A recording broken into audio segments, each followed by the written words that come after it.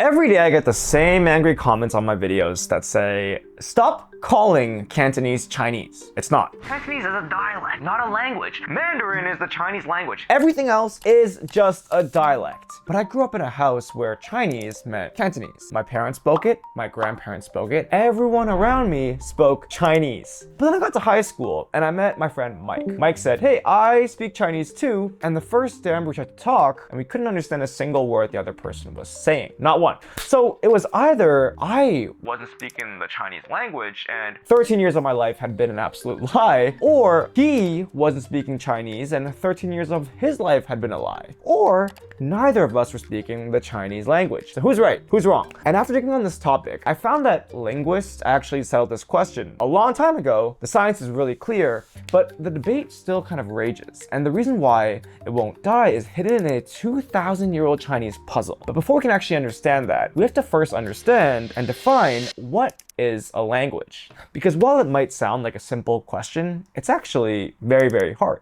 Because once I dug into this topic, I realized that most fights about whether Cantonese is a language or even Chinese is a language aren't actually really about that at all. They're actually really rooted in the word language itself. Because it turns out that there are two completely different definitions that people fight over. The first one is the linguistic definition. This is, I guess, the science one, you could call it. This is the one that most people think of. Now, when linguists are trying to figure out if two things are separate languages or just dialects, they measure a bunch of things, but the big ones boil down to sounds, grammar, and vocabulary. It's more complicated than that, but for this video, those three give us a clear picture. Hold on to them because they matter, but as we'll see, they're not necessarily the whole story.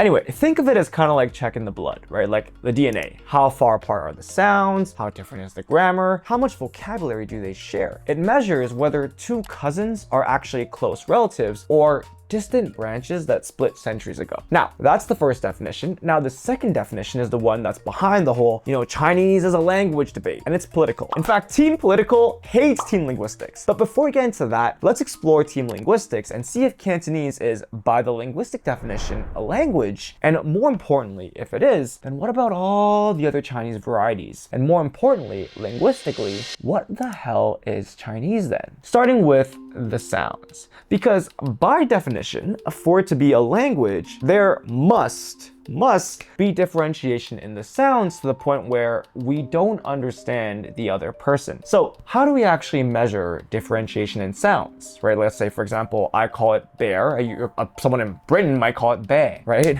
Is that actually differentiation? Well, Chinese linguists, teaming up with researchers from the Netherlands and Hungary, they measured this, okay? They used the exact same measuring stick for Chinese varieties. By the way, let's use that word now until we figure out if it's a dialect or language. Okay, we'll call it varieties, okay? And European languages. Same methods, direct comparisons. They used something called lexicophonetic distance, basically a similarity score from 0 to 1. 0 means they're identical twins, 1 means they're from different planets. So look at the results. Okay, so you'll see over here, Mandarin and Cantonese have a phonetic distance of 0.473, while Portuguese and Romanian have a distance of 0.479.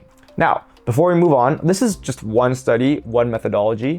Different approaches got, different numbers, but the pattern holds across every serious attempt to measure this. And this team used the same measuring stick for Chinese and European languages, which is really rare, right? Because most studies just measure them separately. This one put them on the same scale. So what does it actually show? Well, it shows that Cantonese and Mandarin are more or less as far apart as Portuguese and Romanian in sound. Like technically 0.473 is slightly lower than 0.479. So Mandarin and Cantonese are like a hair closer, but that's like saying like Los Angeles is slightly closer to New York than London is to Moscow, right? Both trips, you're flying, you're not walking, right? So nobody argues whether Portuguese and Romanian are different languages. So sounds, check, that box says that it's a language, right? It's different, but that's just sounds, right? What about grammar?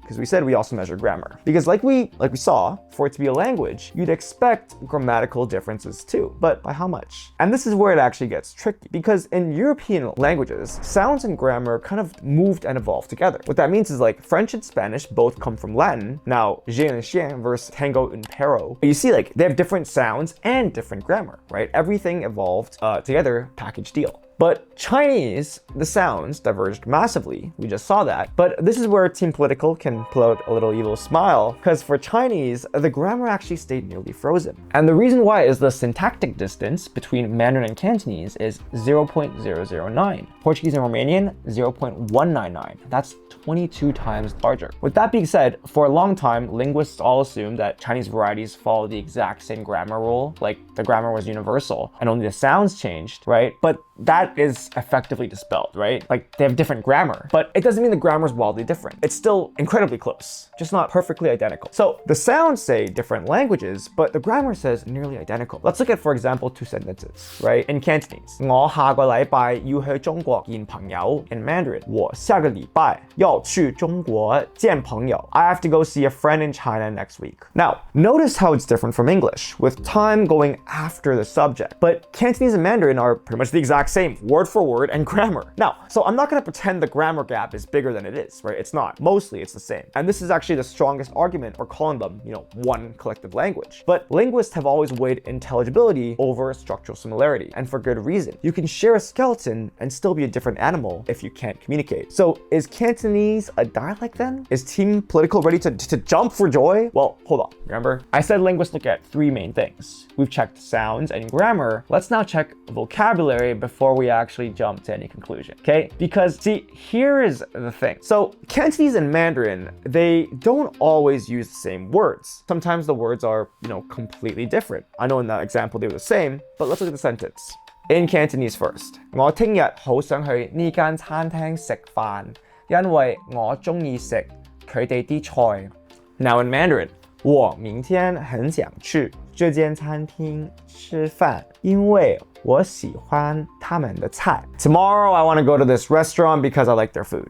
Okay, so we see, obviously English and Cantonese and Mandarin, very different grammatical structures, but in Cantonese and Mandarin, very similar. I mean, pretty much the same grammatical structure. Now, where it differs is the word choice. The vocab is different. Now, some words are different, but just pronounced differently, while some they're completely different. So vocabulary is hit or miss. Some words, right, like you see, completely different, and some are just different pronunciation of the same word. So does this mean it's a dialect, right? It's so damn similar. Because what I tell our students in Canton and Mando all the time is that Mandarin is the hardest language in the world for people with no Chinese background. But if you speak even an inkling of Cantonese, then as long as you use the right method and not try to learn using basic classes and apps made for people with no Chinese background that are made for people who only speak English, then learning Mandarin as a Cantonese speaker is like learning British English as an American, right? You learn the key vocab mappings, like 中意 becomes 喜欢, just like fries becomes chips. Then you learn how the sound maps over, like how you drop hard R's, like water becomes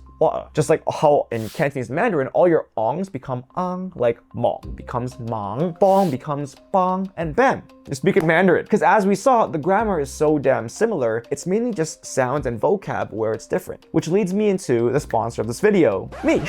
We have a free guide for Cantonese speakers, want to learn Mandarin, that teaches all these different mappings so you can learn Mandarin over 10 times faster than with traditional methods. It works even if you can't read or write a single word in Chinese, and you'll actually improve your Cantonese while you learn Mandarin. It's completely free, designed for Cantonese Americans, and works even if your Cantonese is just really basic, like sik tang, sik gong. Okay, link down below in the description box below. It's free.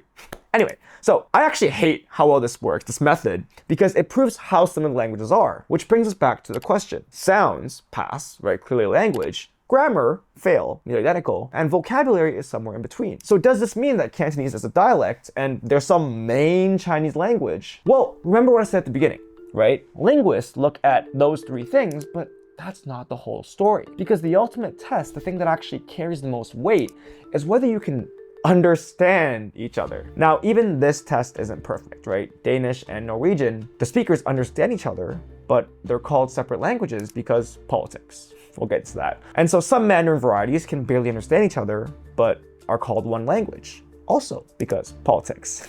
the test gets overridden in both directions. But when you combine it with the sound data, the vocabulary gaps, and the writing differences, the case stacks up. And this is where a story from my own life changed how I think about this completely. See, I grew up in French immersion, grades 1 through 8, everything in French. When I switched to an English high school, my mom was really worried. I'd barely spent any time on English grammar. Everything was French. But when they actually tested me, top of the class, because the grammar transferred over. French sentence structure was close enough to English that the logic just carried over. My French teacher even told me that she had a similar experience where when she came to Canada, because French put so much focus on grammar, she could write in English actually better than her English speaking peers, but speaking it was way harder because the sounds were completely different, okay? And that's where it's kind of similar to Mandarin and Cantonese, right? Same grammar, different sounds, right? That's literally the same situation, right? Cousins who still look alike, same family bone structure, same chin, but they can't talk. And nobody on earth would call French and English like the same language, right? Dialects of the same language, right? Family resemblance doesn't make you the same person because the ultimate test was never how similar is the grammar. The ultimate test is,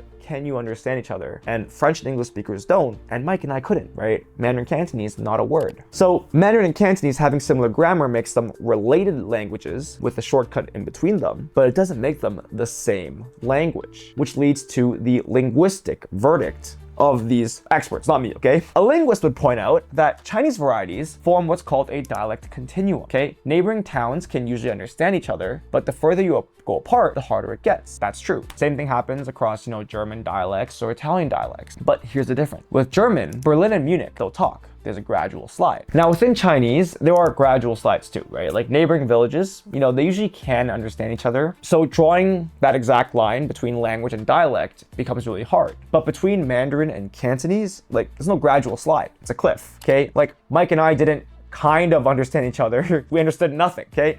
In fact, during World War II, a big issue in China was that different parts of China, they couldn't understand each other. So the army was like, I don't know what you're saying. So the ultimate test, can you understand each other? No, not a word. Which is why a 2025 paper by researchers at HKU opens with this line. To the layperson, everyday folk, Chinese is a single language, a monolith spoken by over 1 billion people. But to the linguist, however, it's a branch of languages, as diverse as, if not more so, than the Romance or Germanic languages. So languages, not dialects. And so answering the question now of what is Chinese, let's zoom out first, okay? How many languages are hiding under that one word Chinese? At minimum, we're talking 5 major language groups. Mandarin, right? Yue Chinese, that's the group Cantonese belongs to. Min, Hakka, and Gan. 5 separate language groups. 5 distinct branches, some as different from each other in sound as Spanish and French. Okay, so there's not all Chinese like it's one thing. But even crazier is if you zoom in, within each of those 5 groups, just as much chaos, okay? Just as much difference. Because me not understanding Mandarin back in high school makes sense, right? It's from a different major language group, as we just saw, different family. But what surprised me was the first time I was spoken to in Taishanese, it's actually in the same Yue language group as Cantonese. And when I heard it, it sounded like I should understand it, but I didn't. For an English comparison, to my ears, when I heard it, it sounded like as far apart as this, Old English. Like there's no way I could understand Taishanese. So if there are at least 5 different branches of Chinese, then within each of those 5, there are more, then how many distinct Chinese languages are there? Well, there's another study by Qing Duang, Yurayong, and Eric Sandman that took 20 Chinese languages and 43 other Sino-Tibetan languages and analyzed their word order patterns and found at least 20 distinct Chinese languages. Other counts go way higher. Some linguists put it in the hundreds, depending on where you draw the lines. But the point is, it's not one, okay? It's not even close to one Chinese language. Which raises the very obvious question is, if the science and academic studies are this clear, why do these people still call it a dialect? Why do so many people insist that I stop calling Cantonese Chinese, let alone a language? Which is where the second definition comes in. The political one I held back earlier. And this is where the whole thing gets complicated, because according to the blood, the DNA, these are separate branches, but the register still lists them under one name. So why does everyone call it a dialect if the science says otherwise? See, this debate mostly happens between Chinese people, and the problem starts with a translation. Because in Chinese, the word that gets translated as dialect is fangyi in Cantonese or fangyan in Mandarin, and it literally means regional speech. speech from a place. Okay, that's it. No hierarchy, no implication that one branch of the family is like more legitimate than another, not even like a connection of like which is the head. It's just region speech. It's not even a new term. Okay, a scholar named Yang Sheng actually first used it over 2,000 years ago during the Han Dynasty. He meant the tongue of the region. Okay, no hierarchy, no like lesser than, just geography. And I think this definition in Chinese is pretty fair. But when that got translated into the English word dialect, it brought in a massive amount of baggage. In English, dialect typically refers to like a subordinate version of the real language, the minor league, like the B team, okay, the thing you speak at home before you learn like the proper version. Because remember, languages mean you can't understand each other, whereas dialects imply that you can. So we're using an English ruler to measure a Chinese concept, and we're wondering why it doesn't really work, and the problem is that the ruler is broken. But the translation problem was just the crack, right? Politics made it just break everything. Because there's a famous line by Max Weinrich, basically the goat of all sociolinguistics, whatever, that captures this perfectly. He said, a language is a dialect with an army and a navy. And this is ultimately Team Political's, I guess, definition. And what it's saying is that the difference between a language and a dialect often isn't linguistic at all. It's political. You know, who has the state, who sets the standard, you know, who prints textbooks, who controls the TV stations, the radio broadcast, you know, the official documents, right? Mandarin had all of those, right?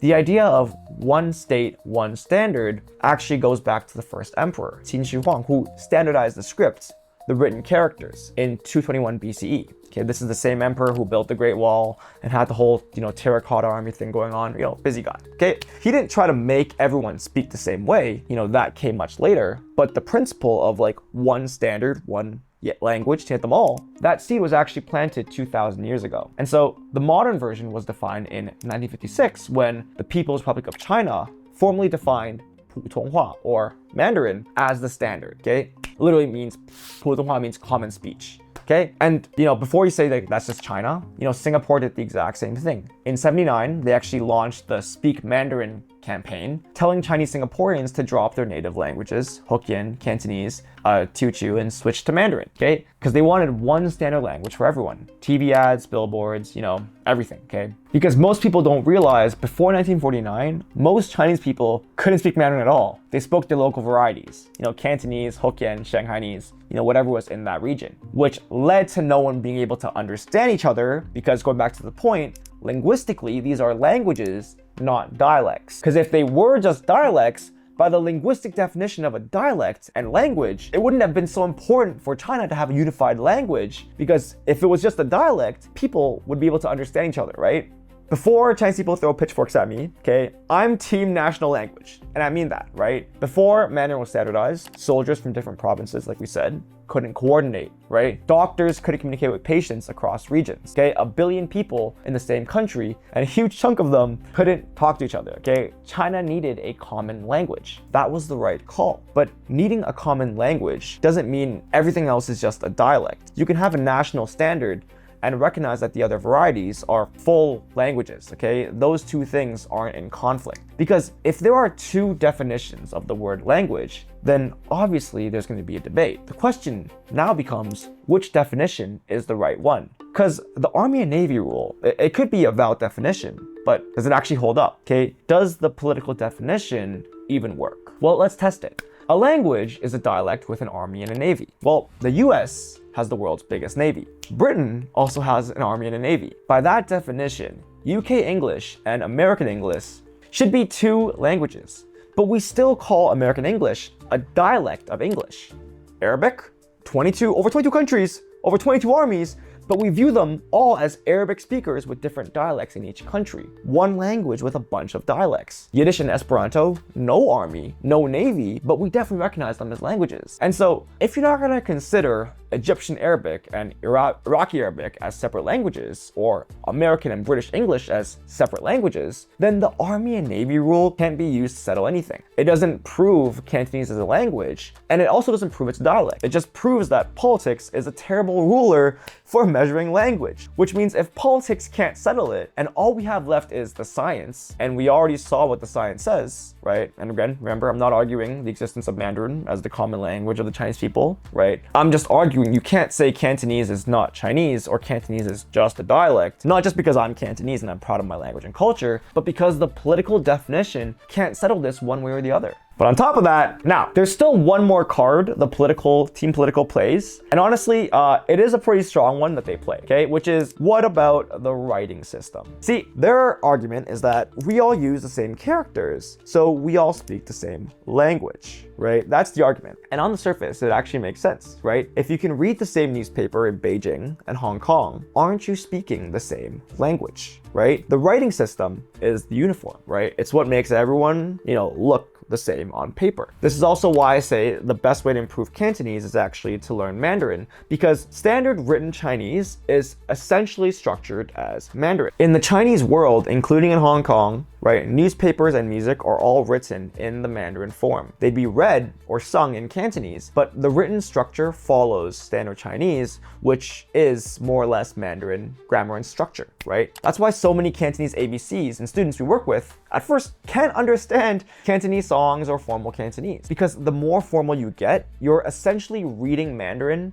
pronounced with Cantonese sound. So if you learn Mandarin, you're also learning the grammar and sentence structures that formal Cantonese uses. That's why I always say, learning Mandarin is really one of the easiest ways to improve your Cantonese, because you can either learn that structure in pure Cantonese and only improve your Cantonese, or you can learn Mandarin and get that same structure while picking up a whole second language, right? You basically kill two birds with one stone, and it doesn't take that much more effort, as long as you use the right method. Anyway, so this is the argument that Team Political makes. In their eyes, because Cantonese is just a dialect, a regional variation of one Chinese language, it shares a written form with Mandarin. Same characters, right? Same written conventions, maybe slight pronunciation differences. That's what a dialect does, right? It borrows the writing system of the standard. And yes, as we see in formal settings, Cantonese speakers do use standardized written Chinese, which is based on Mandarin grammar. We don't write the way we speak. But, Cantonese speakers also develop their own written forms. Now, I'm not saying it's a fully standardized writing system on the same level. It's not used in law, nor is it used in government, but that's kind of the point, right? Because it was never allowed to become that. Despite that, Cantonese speakers still built new characters because the standard system that's in place for Mandarin literally couldn't express what they needed in Cantonese. You don't invent new characters for a dialect, you invent them because your language needs something the standard doesn't have. And the standard didn't have these expressions, these beautiful ways that Cantonese people express themselves. In fact, when writing how Cantonese speakers actually speak, they add extra characters that Mandarin doesn't use. Characters that follow the unique parts of Cantonese grammar, not Mandarin. Like that sentence we had over there, the example, right? There are characters in there that aren't actually in standard Chinese. They don't exist, they were invented. And these are used in advertisements, subtitles, and everyday texts in Hong Kong. I've even seen them in restaurants in Guangzhou in the mainland, right? If you look at the 92 Hong Kong film, right? All's Well Ends Well, Stephen Chow, classic HK comedy, very good. But the original subtitles for this movie were written the way people actually speak in Cantonese, right? Colloquial and authentic. But they later replaced it with the standardized written Chinese Mandarin-based grammar to make it accessible to like a wider audience, okay? To make it readable for Mandarin speakers in the mainland. In fact, even original Cantonese opera, right, sung in Cantonese. It wasn't always a case where we like did everything in this standard Mandarin written Chinese, right? Look at the original subs. 你又去邊啊? 你又貴姓啊? 乜又係你啊? 陳生? Where are you taking me now? And your name is? Wait, it's you again, Mr. Chan? Then later it became 你又去哪里啊?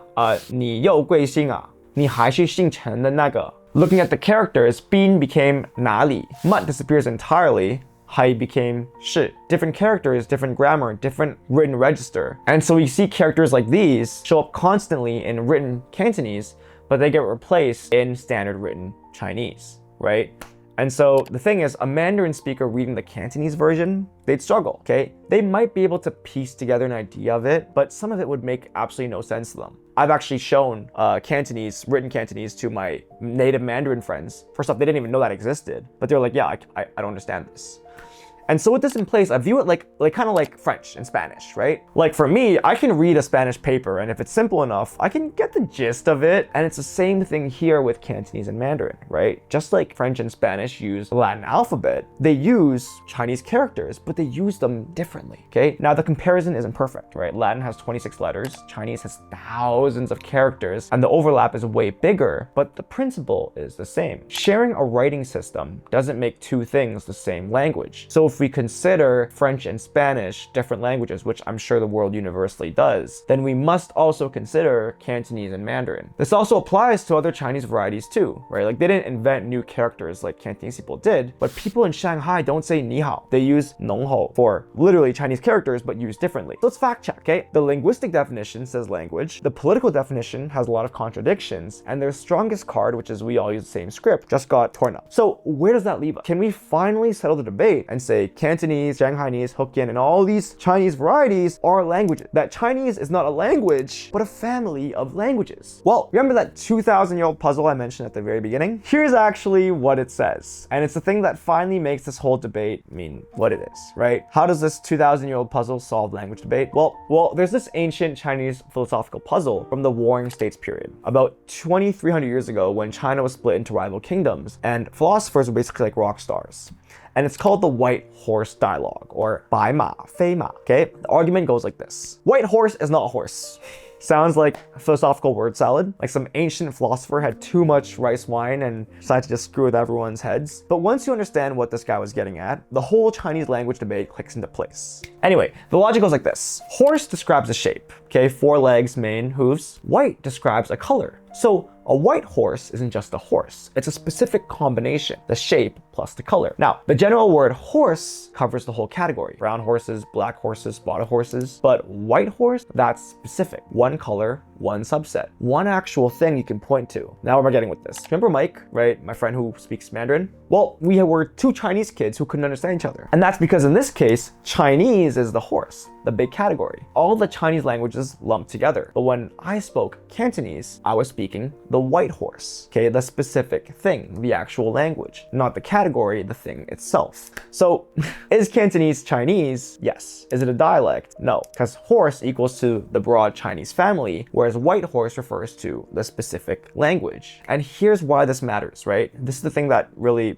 it's important. Because Team Linguistic and Team Political have been screaming at each other for years. And the white horse, it shows that they're both partially right. Team Political says it's Chinese. Correct. It is a horse. Team Linguistic says it's a separate language. Also correct. It's a white horse. The problem was never that one side was wrong. The problem was that the word Chinese was trying to be both the family and the name of one specific language inside that family. Okay, one word doing 2 jobs. That's why the debate never ends, because the label itself is broken. Chinese is the horse, but you can't ask for a white horse and accept a brown horse, right? And in the same way, right? Mandarin is a brown horse, Cantonese is a white horse, okay? That's the important thing, but they're both horses, right? So that's the thing. And this is so important. The reason why it matters to me and why it matters to so many Cantonese people is because calling Cantonese a dialect treats it like a broken version of Mandarin, like the B team, like the thing you speak at home before you learn the proper version. But calling it a language honors what it actually is. Like, remember that distance metric? The one that put Cantonese and Mandarin in the same range as like Portuguese and Romanian? Well, here's what that study didn't tell you. Okay, Cantonese preserves more of the sounds of Middle Chinese, Tang and Song dynasties, the era of, the greatest Chinese poets, than Mandarin does, right? That doesn't mean Mandarin lost everything. Mandarin preserved vocabulary and grammatical structures, which by the way, you can actually, there's a video on that. But Cantonese is the one that most people know. And when you actually read all this old poetry in Cantonese, the rhymes still work, the tones still match, because of the fact that Cantonese preserves more of that ancient thing. In fact, that ancient saying, right, white horse is the horse or whatever, I read in Mandarin earlier, Bai Ma, Fei Ma. But it was probably closer to Ba Ma, Fei Ma, because Cantonese is closer to Chinese from that period. You know what I mean? I love Mandarin, but I also love Cantonese, and I just don't like it when Mandarin is the only thing viewed as Chinese. And so there's a phrase I keep coming back to, which is 落地生根 in Cantonese, or 落地生根 in Mandarin, and it means to put down roots where you land. And that's what Cantonese speakers did. They built Chinatowns across the world, they preserved the language closer to ancient Chinese than Mandarin is, right? They created their own, written characters when the standard system, couldn't capture what they needed to say. And so I'm not calling Cantonese a language to separate it from Chinese identity. I'm called a language to save it, to honor it for what it actually is. Because Mandarin is important, don't get me wrong, right? It's the language of the modern Chinese world, right? It's the language of opportunity today. But honoring all of China's other beautiful languages, the ones that all the beautiful ancient Chinese poetry was written in, the ones that are the cornerstone of Chinese culture, is also very important, okay? And I don't think we have to put down one to promote the other. So that's it for today's video. The next time someone leaves a comment saying, hey, Cantonese is a dialect, not a language, or, stop calling, Shanghainese or whatever Chinese, send them this video and hopefully it helps change their perspective. All right, hope you enjoyed the video. Click here now if you're a Cantonese speaker who wants to improve your Cantonese and also learn Mandarin, and click here for a video that YouTube thinks you'll love. Until next time, 周爱金，再见。